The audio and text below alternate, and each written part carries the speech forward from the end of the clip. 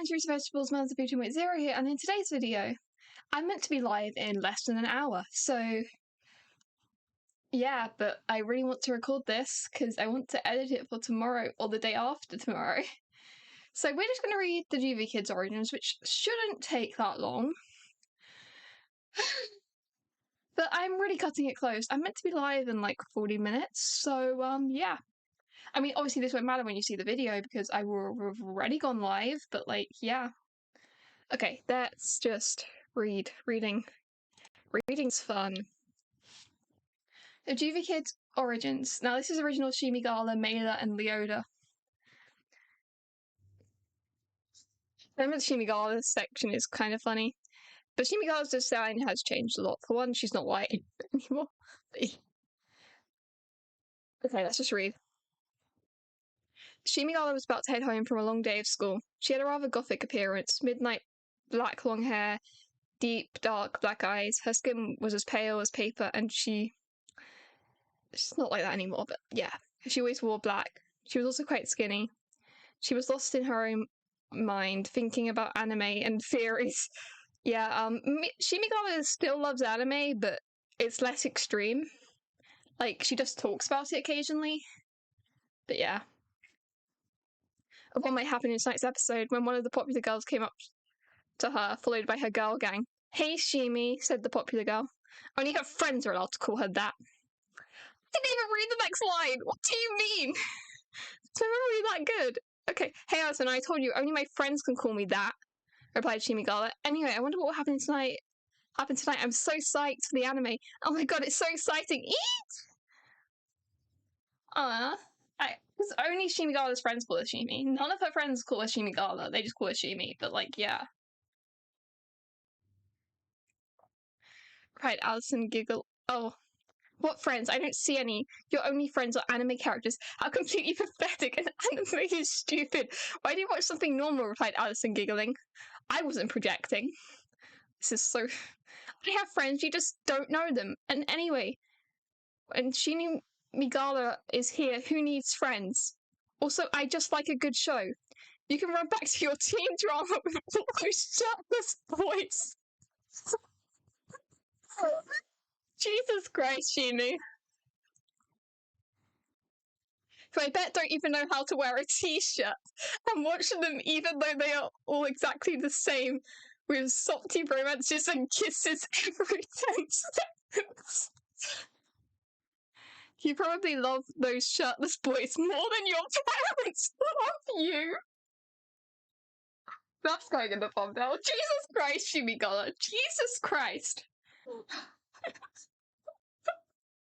Original Shimigala was savage, I guess. Replied Shimigala casually as she checked her phone and was liking pics. Why did I say pics? Pics of anime characters. Ooh, are you gonna take that, Alison? Shouted her girl gang. Right, that's it, little Miss Goffy. Girls, grab her now. Commanded Alison as the girl gang grabbed Shimigala. Her phone dropped to the floor and Alison stepped on it, causing it to shatter into pieces. "No!" shouted Shimigala. "Now how am I meant to watch anime and get to see what happens? How could you do this to me?" "Oh, this is like the end of the world. Oh, my mum's computer, never mind. What do you want, Alison?" Alison didn't respond. She just walked up to Shimigala and slapped her several times, and kicked her in the leg, causing Shimigala to bruise, and made her leg stop bleeding bits of ruby red blood. "Hey, you leave her alone!" shouted a boy from the distance as he ran up to them. Well, if it isn't Mecha, coming to save his crush. Okay, the thing about Mecha is, he's technically original Imina. Imina's from the spin-off, but they're very different. They just have the same power, but yeah. Alison taunted, and Mecha just blushed, then managed to keep his cool. This is so funny because in the current story, Shimigala is a lesbian. But yeah. He had snowy white hair and white t-shirt on with grey trousers. He had grey eyes and bags under them, as he got 3 hours of sleep a week, and Coke, the drink. I remember I had to clarify that because my mom thought I was talking about drugs. Was his best friend. He stared Allison in the eyes. Suddenly I feel tired, Allison shouted as her and her girl gang collapsed. What did you do to them? And thank you so much for saving me. The idiot broke my phone, and now I don't know what to do, Shimigala said happily. So I guess I can't give you my number. Okay, that was smooth. Alright, Mecha. Alright. Then if your phone is broken, and I have powers, I can make people tired and make me less tired so I can work on my inventions all night, replied Mecha as he grabbed Shimigala's hand. And she smiled and looked him in the eyes. They shared a sweet small kiss, then just burst out laughing. And all of a sudden they heard footsteps of marching, and in marched what looked to be 100 dead bodies. They all marched up to Shimigala and then kneeled down in front of her, because Shimigala's original power is very different from her current one. Shimi, do you know why there are all these dead people here? Asked Mecha while sipping a Coke. I think I might have an idea. Before my mother died, when she was battling cancer in a hospital bed, she told me that she named me Shimigala. She said it was because Shinigami in Japanese means god of death. She added an M instead of an M because Maddie starts with M. Me trying to justify why it's spelt with an M rather than with an N was so funny. And that was the name of her firstborn who died and made the end Gala to make it more feminine. Because Gami isn't feminine. Okay. She said you will understand someday. Well, I guess today is the day, replied Shimigala, still as excitable and bubbly as ever. So I have powers, yay, eek! Maybe, just maybe, there can be an anime about me someday, eek! I don't know why she's saying eek. I think it's meant to be like a noise, like just like eek! But like... Well, this is several counts of grave robbing, said a voice, and the kids turned around to see Leafin. He was an elemental ranked number 2. No, you don't understand. You see, it was an accident. I didn't know I had powers until now. I'm sorry. I'm good. Honestly, I swear, replied Shimigala excitedly. She was happy she'd met one of the elementals. Well, that isn't what it looks like. So, you going to come along quietly or what? Said Leafin, who was rather suspicious of them. Listen, Shimi, it looks like the side of good wants us to be villains. They don't want us. They are scared of your power. Choose wisely, but whichever decision you make, I will go with you, said Mecha, finally taking a break from his clothes. I choose the villain side. Will you be my sidekick forever? And ever, for as long as I live? Like anime characters, they always have sidekicks, asked Shimigala excitedly. Mecha nodded his head and kissed Shimigala on the forehead. Ew, okay. Now, can we actually fight now? Said Leafin, who was growing bored. Mecha passed a small-looking gun to Shimigala. She pressed the button on it and it grew. It was a flamethrower. He had one too. Last time I checked, plants burn in fire. And I made this myself, shouted Mecha. But before they could even use the weapon, Leafin had shot vines out of his arms, which wrapped around them both. He then walked up to them both and cuffed them and took them out to the police cars that were waiting. Send the dead back, Leafin shouted at Shimigala. You know, I really don't know how my powers work. I just only found out I had powers. Just like in some anime, replied Shimigala. She tried for 2 hours before finally managing. Then they were both shoved into separate police cars. You have the right to remain silent. Anything you say or do may be used against you in a court of law, said the cop in the car. Shimigala proceeded to talk about anime for the next half an hour. You know, when people are told they have the right to remain silent, they normally choose to stay quiet, said the cop, starting to get annoyed. Well, my boyfriend is in another car, so who else am I meant to talk to? Replied Shimigala, as she continued to talk for the rest of the ride. They were sentenced to a juvenile detention centre. Chapter 2, Leoda and Dako. Now, Dako's name has changed to Echo, and Leoda's pronouns aren't the same. Leoda's current pronouns in the current story are they/them, but in this story, Leoda's pronouns were she/her, so that's what the story's going to say. But yeah. Also, Lisa's now called Lali, but yeah. Lisa, Leoda, and Dako were siblings, each apart by 2 years. Lisa was the oldest at 17. Lali's also a lot older. She had pure white hair, white eyes, so it looked like she had no pupils. She had the power of light. Oh yeah, good was originally called light, and evil was originally called darkness.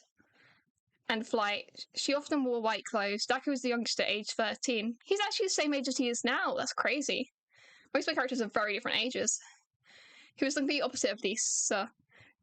He had dark black hair, black eyes, and always wore black. He had the power of darkness and super speed. He had super speed? Then there was Leoda, the middle child at age 15. She's about the same. They're about the same age. They're currently 14.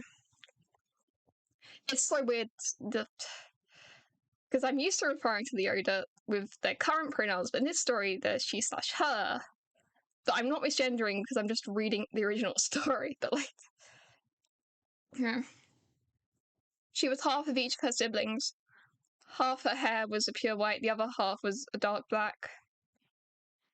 One of her eyes was completely white, with the other as dark as the night. She always wore a white top and black trousers. Even one sock white and one black. Same with both what? You see, she had both the power of light and darkness, just not as powerful when used separately, and super speed and the ability to fly. So I'm going to join the Elements of Light at the Academy. I want to be a hero. You two should join as well. It'll be fun, said Lisa excitedly.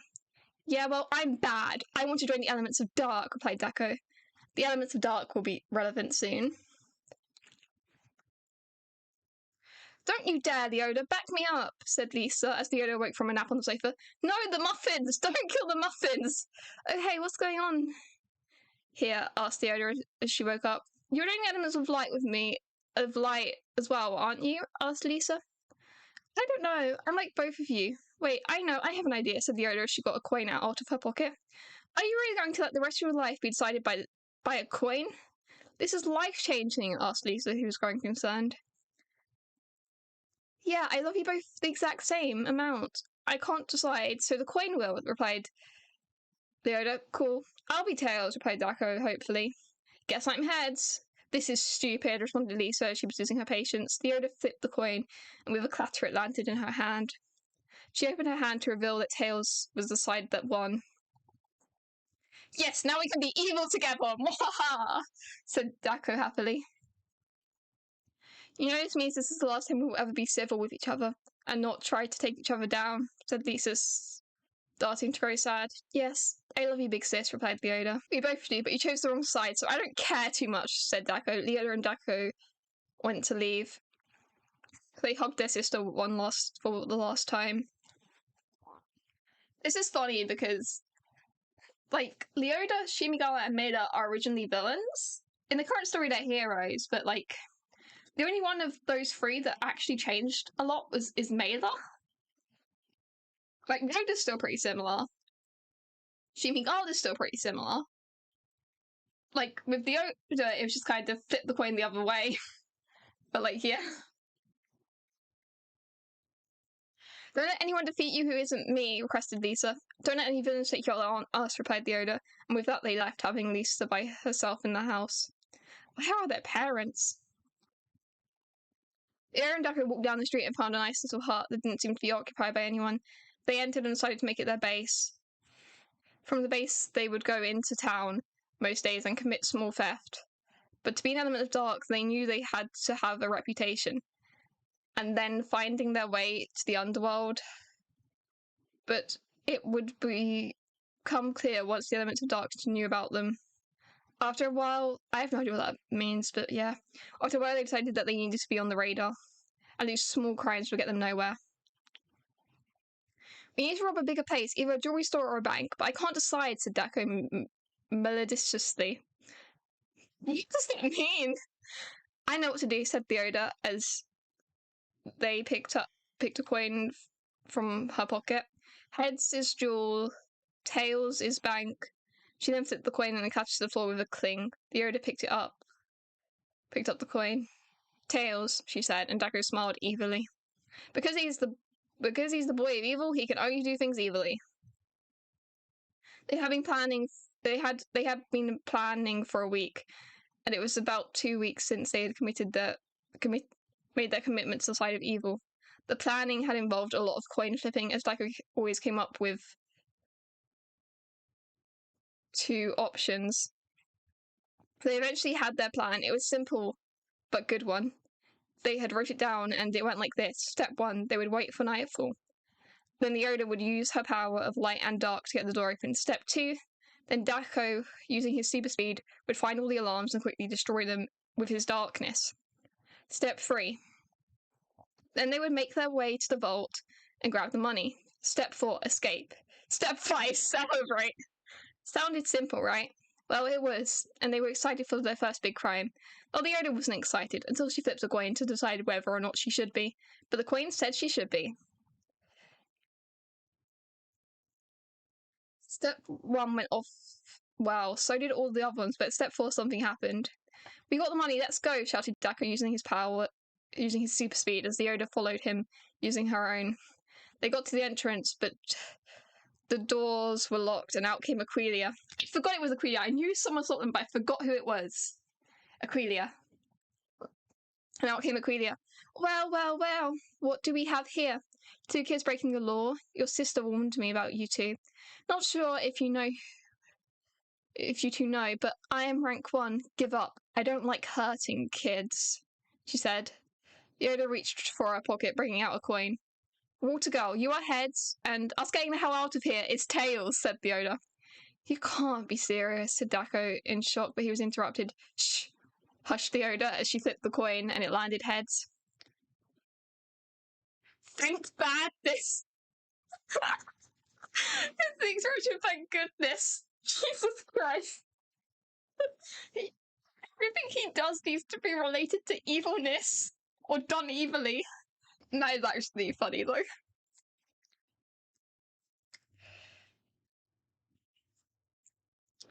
Really understood what the coin flip meant, and she shot a jet of aqua blue water out at Dako. Yoda quickly ran in front of her brother and used her beam of darkness and light, managing to keep it back.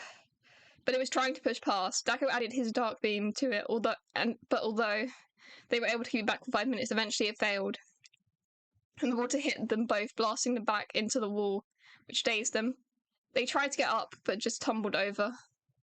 And then they were in cop cars being driven away. The trial was a week later.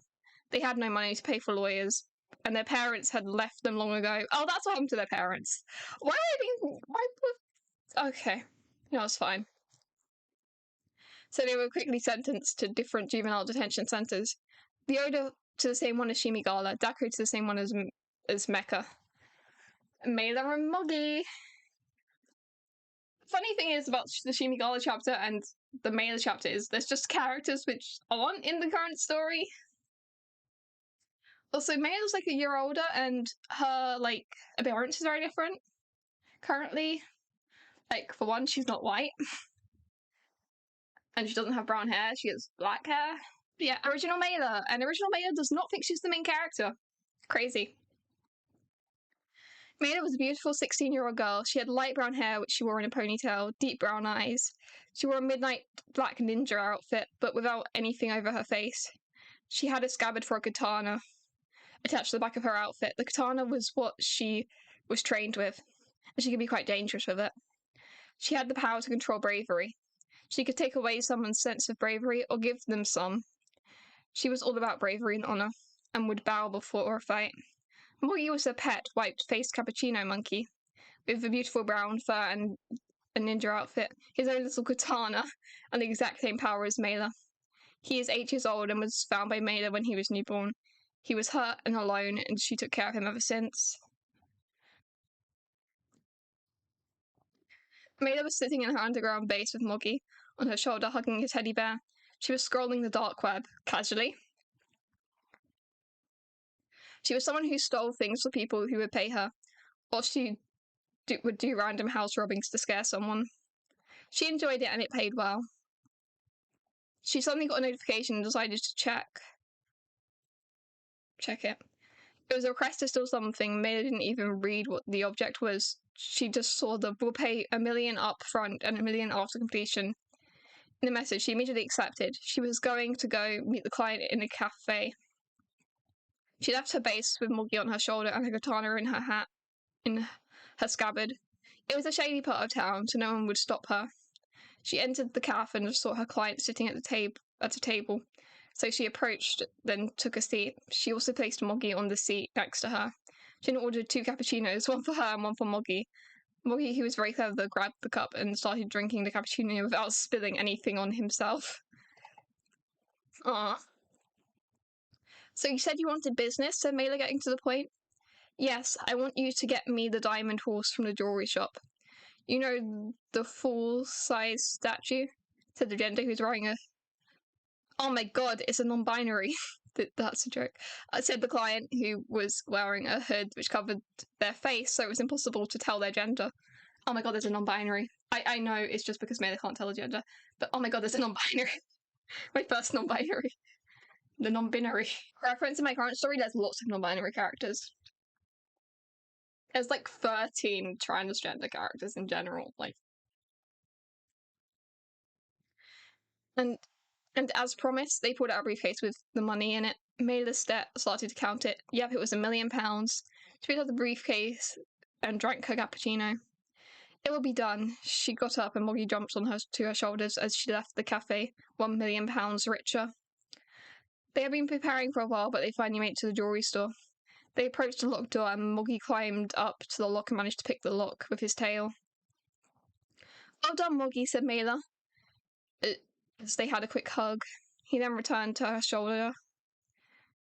As they entered, she immediately saw the diamond horse. She walked to it. Then she heard a sound and quickly turned around to see 2 people. We are here to stop you, they shouted. Yes, I'm excited. I know who these are. I'm sorry, but who are you? Asked Mela, confused.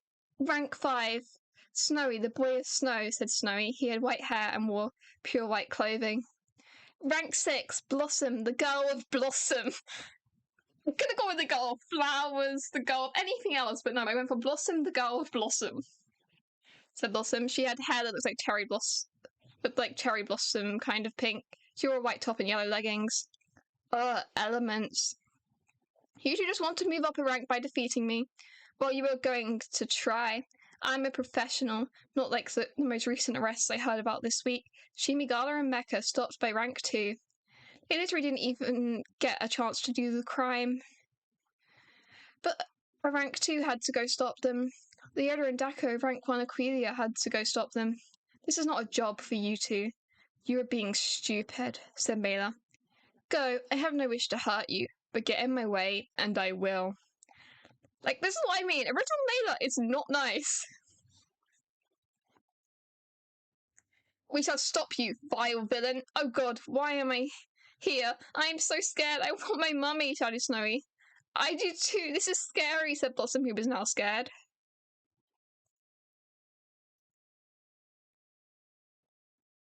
My power is to take away bravery. Still feel like you can fight me? Still feel like you can take me? Laughed Mela. No, we must move up a rank. Being brave is for fighting our fears, said Snowy, sounding even more scared. This Snowy is interesting, because the current Snowy in my story is introduced, like, after stuff happens to him. But this Snowy is before stuff happens to him.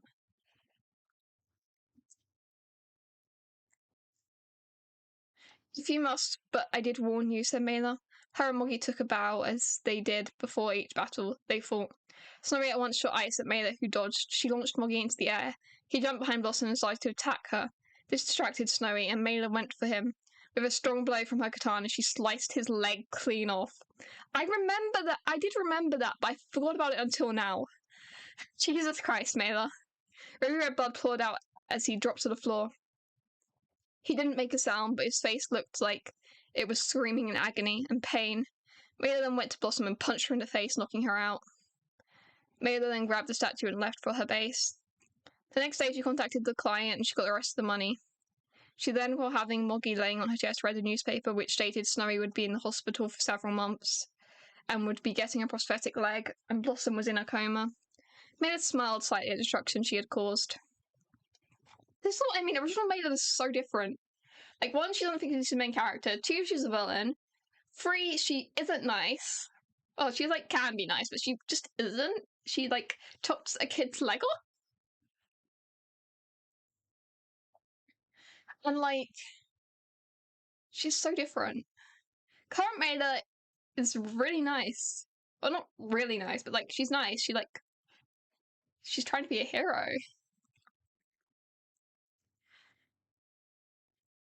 Then water suddenly burst the door open. Aquila, I wondered how long it would be, said Mela calmly. You are a monster, said Aquila in disgust. Oh, I know, replied Mela. Mela decided not to resist. She wanted to break out of prison as she thought it would be fun. Okay. You know you and Moggy will be separated if you go to prison, asked Aquila. What? Wait, what? No, said Mela. But Aquila was too quick and cuffed her. She grabbed Moggy by the tail. He tried to fight her, but she threw him in a cage. The court lasted a while. Mela had a lawyer, but she just cried all the time. Moggy was her life, and now they were separated. All she could do was weep, and nothing else. The weeps were mistaken for signs of guilt and remorse.